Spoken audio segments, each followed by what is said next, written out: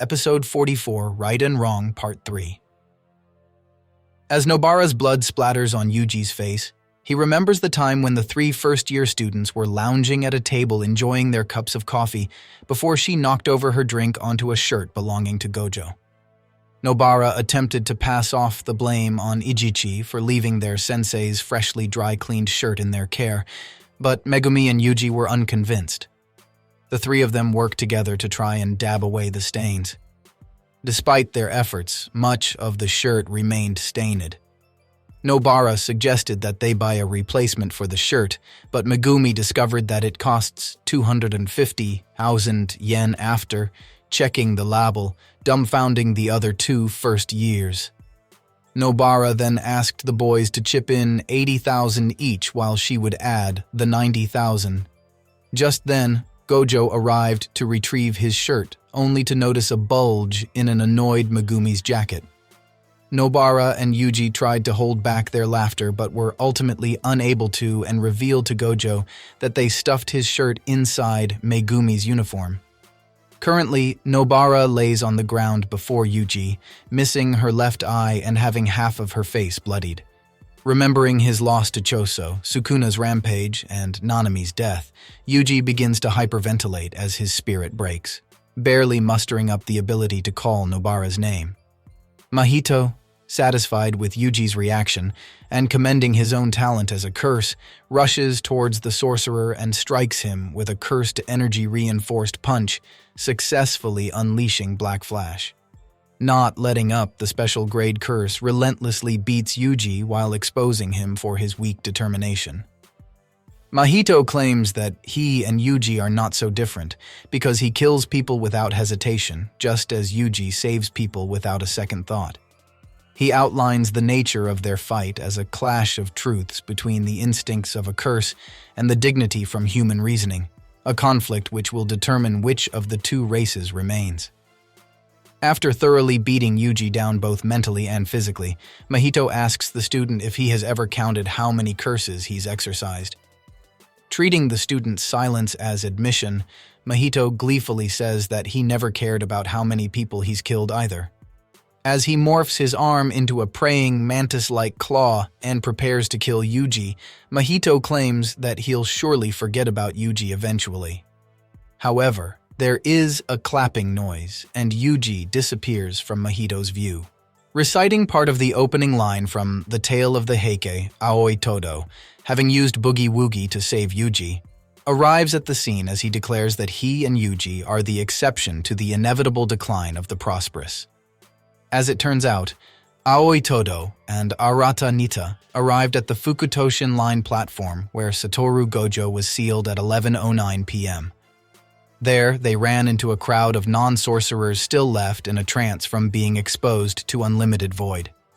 Todo arrived at the spot where Prison Realm dented the ground upon initially processing Satoru and confirmed that the cursed object had been moved. Todo decided to change their goal from retrieving Satoru to rescuing as many of their fellow sorcerers as possible. Feeling that his brother was nearby, Todo told Arata they needed to hurry, confusing the latter as he thought Todo was an only child. In the present, Mahito recognizes the scar on Todo's face and his cursed technique from Hanami. Meanwhile, Arata arrives after treating Nobara, though he informs Todo that she's probably already dead and asks his upperclassman not to blame him for it later. Aoi then asks him to help Yuji next before telling his nearly defeated friend that he must wake up as their battle is just beginning. Opening his eyes, Yuji trembles on the ground as he explains that he no longer has the will to fight, having been traumatized by witnessing Nobara and Nanami's demise at the hands of Mahito. Furthermore, Sukuna's slaughter at Shibuya has made him feel as if he failed at his mission to help others. Crying and writhing on the ground, Yuji expresses that he can't forgive himself. Overjoyed by Yuji's suffering, Mahito rushes at Yuji with his arm shaped into a jagged blade. Todo claps his hands and activates Boogie Woogie to switch Mahito with Arata behind him. Mahito attempts to turn around and attack Todo, but the third-year student switches the curse's position with Yuji's before delivering a powerful kick to Mahito's face that sends him flying towards Arata. Todo quickly swaps Arata and Mahito again, preventing a collision as the special grade tumbles away on the ground. Impressed, Mahito laughs and admits that Todo's technique is extremely disorienting, even though he knows how it works. At the same time, Todo tells Yuji not to belittle himself and reminds him that he is a Jujutsu sorcerer, the same as Todo, Nananmi, and Nobara. Todo expresses that as long as there are sorcerers who are alive, the ones who have passed on are never truly defeated, and trying to look for meaning or reason for their deaths would only disrespect them. As he throws away his jacket, Todo asks Yuji to remember what he was entrusted with by those who deed. While he doesn't need to answer right now, he must keep fighting until he does, for that is the punishment he has to bear for being alive. Todo then walks away to fight Mahito. Arata quickly treats Yuji's injuries by applying his cursed technique. He explains to Yuji that his cursed technique can only stop existing injuries from worsening and gradually lessen the pain, but not for new wounds. He then informs Yuji that he has already treated Nobara the same way, though he admits that she doesn't have a pulse and isn't breathing, but encourages Yuji by adding that there isn't a 0% chance of survival. After trying to instill some hope in Yuji, Arata takes Nobara and retreats out of the station. Mahito attacks Todo and tries to split himself in a variety of ways to outmaneuver the sorcerer. However, Todo's technique allows him to effectively avoid all of Mahito's attempts at touching him, all the while keeping their battle away from Yuji. Having left a small transfigured human behind Todo, Mahito then transforms it into a large spike, but the third year avoids the attack. Mahito is disappointed that the sneak attack didn't provoke Todo into activating his technique, as he'd been hoping to unleash Black Flash again to better understand the true essence of his soul. Anticipating a position swap with Todo, Mahito is thrown off guard when Todo instead swaps with Yuji, who charges his fist with cursed energy before striking the curse's arm with Black Flash. As Mahito is knocked away from the attack, Yuji remembers Nanami's last words and resolves to suffer in his place. An amused Mahito regenerates his arm, while Todo welcomes Yuji back into the battle as the two stand ready to exorcise the curse.